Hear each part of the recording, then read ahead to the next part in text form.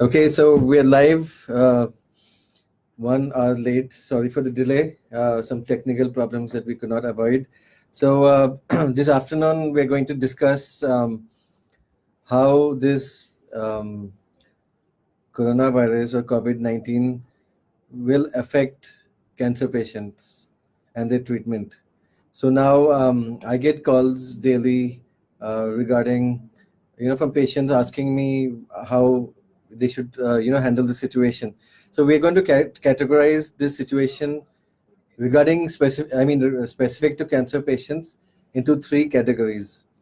The first category is a patient who is newly diagnosed with cancer. So how should that person or patient approach the situation? The second situation is a patient who is already diagnosed with cancer and is already undergoing treatment, such as chemotherapy. And the third category is a patient who has had cancer in the past and has treated, and maybe there's a few years that have gone by, and now we want to know if that's going to affect uh, how we handle this virus situation. So today's talk is going to be restricted to cancer patients, and it will also benefit cancer patients as well as the family members or attendants and those who are in contact with the particular patient that we're talking about. So now, coming to the first category, if we are newly detected with cancer, so many patients who have seen in the last couple of weeks have been newly detected with cancer. So they're afraid to undergo treatment such as surgery for the cancer or chemotherapy. So now they ask me, should we get the operation done now or should we wait? So now what we are going to discuss is the risk benefit ratio. So if we get the treatment done, for example, if we get the operation done in a hospital, what is the risk of you contracting the virus, and what is, if you do not get the treatment done, such as the operation, what is the risk of you having a problem because of the cancer? So that is something that's important to ask yourself. So if it is an aggressive cancer, like a malignant cancer, I suggest that you get the treatment done as soon as possible, because in the next few weeks, the pandemic and the number of cases detected is likely to go up and not down. So waiting 2 or 3 weeks to get an operation done is going to be detrimental for malignant tumors. But at the same time, if you have non-malignant tumors such as GISTs, which are gastrointestinal tumors, stromal tumors, or low-grade neuroendocrine tumors, or other tumors which are not necessarily cancer, uh, yes, we can then wait for the surgery and get it done at a later date. Coming to chemotherapy, yes, chemotherapy and cancer patients in general obviously have a lower immunity, just like patients with diabetes, kidney failure, lung diseases, and so on.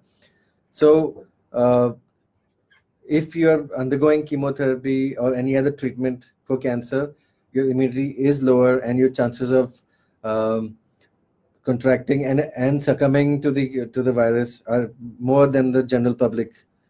So, let me answer some questions which are coming now. One of the questions is, which type of cancer patients are most at risk? Yeah, okay, so that's a good question. The cancer patients that are at most risk are the blood cancer patients, such as patients who have undergone a bone marrow transplant, or patients with leukemia or lymphomas. They are patients whose immunity are really, really low, and they are the cancer patients that are uh, highest at risk. I have another question here. I'm just interrupting. I'll get back to the session after this question is answered. Should people who need to be screened postpone screening? So that's a question that I don't think requires too much thought. I think screening is the most important thing that we can do. So if you have symptoms of this disease, the COVID-19, or if you in touch, in contact with somebody who's detected to have this disease, then definitely I think screening is advised urgently. so that we can get a control of the situation as soon as possible. Now, coming to the second category, what if you're already getting treated or the treatment is ongoing for the cancer, like you're getting cycles of chemotherapy? Now, it's pretty well agreed that we should continue the chemotherapy in and maintain all the precautions that are required, like wearing a face mask, hand hygiene, keeping a safe distance between people, like social distancing and so on. Obviously, the chemotherapy should be administered in a good facility where this hygiene is maintained, like a hospital or good daycare center, where all the protocols are being followed and not in a suboptimal place. If we follow those guidelines, yeah, I think you should continue chemotherapy or whatever cancer treatment you're getting at this juncture. The third category of patients are patients who have undergone treatment and now are cured, let's say. So what is their risk? So now if it's been more than 2 years since your cancer has been cured, I think your risk is more or less similar to a person who had never had cancer. So I think the precautions you should take should be similar to somebody who's not ever had cancer. Now, some other interesting aspects, or some aspects that we would want to highlight, would be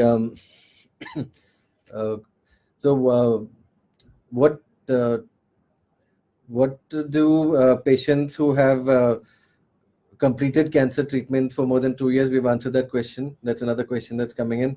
That is, your risk is the same as a person who has not had cancer, so I think you can rest easy. Now, coming to another question, as attendants or a person who is looking after a patient who has cancer, what are the precautions you can take? Now, the risk of why we are advising patients to not come into the hospital unless it's an emergency or semi-emergency is not only the patient, but the attendants that are coming in with the patient might be harboring the disease and therefore spread the virus to other patients who are immunocompromised, like cancer patients. For example, if you are the attendant of a person with cancer and you're coming into the daycare with the virus, you'll easily spread it to the other patients who are there. And something interesting is, if you are a cancer patient and you contract this virus, there's a 6% chance of you succumbing to the virus, which is a very high percentage compared to the normal population. So we have to be very careful that if we are dealing with cancer patients, that we keep a distance, we maintain all the protocols regarding this. But yes, we cannot completely defer the treatment.